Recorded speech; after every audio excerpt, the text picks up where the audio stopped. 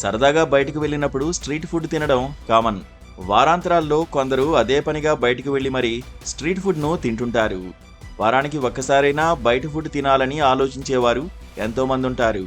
అలాగే బిర్యానీ, పానీపూరి, కబాబ్స్, బర్గర్లు, షవర్మా, బజ్జీలు ఇలా ఏదైనా కనిపిస్తే చాలు లొట్టలేసుకుని మరీ తింటారు.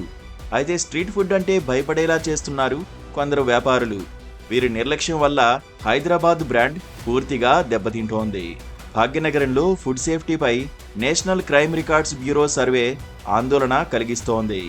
ఈ సర్వేలో ఫుడ్ క్వాలిటీలో హైదరాబాద్ చివరిగా నిలిచింది.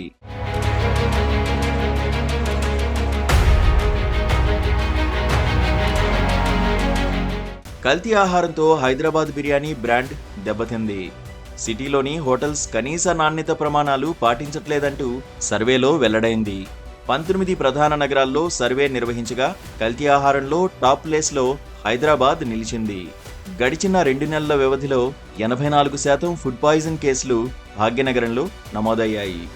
62% హోటల్స్ గడువు తీరిన, పాడైపోయిన, కుళ్ళిన ఆహారాన్ని కస్టమర్లకు వడ్డిస్తున్నట్లు సర్వేలో వెల్లడైంది.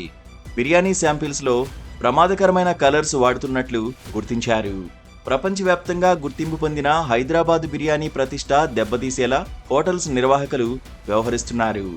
నేషనల్ క్రైమ్ రికార్డ్స్ బ్యూరో సర్వేతో జీహెచ్ఎంసీ ఫుడ్ సేఫ్టీ విభాగం అలర్ట్ అయింది. హోటల్స్, రెస్టారెంట్లలో మార్పు వచ్చే వరకు నిరంతరం డ్రైవ్ చేపట్టాలని తెలంగాణ ప్రభుత్వం నిర్ణయం తీసుకుంది. మరో నెల రోజుల వరకు సిటీలో ఫుడ్ సేఫ్టీ మెరుపుదాడులు కొనసాగనున్నాయి. నగరంలో తగిన అనుమతులు లేకుండా ఏర్పాటు చేసిన హోటళ్లు, రెస్టారెంట్లు వేల సంఖ్యలో ఉంటాయి.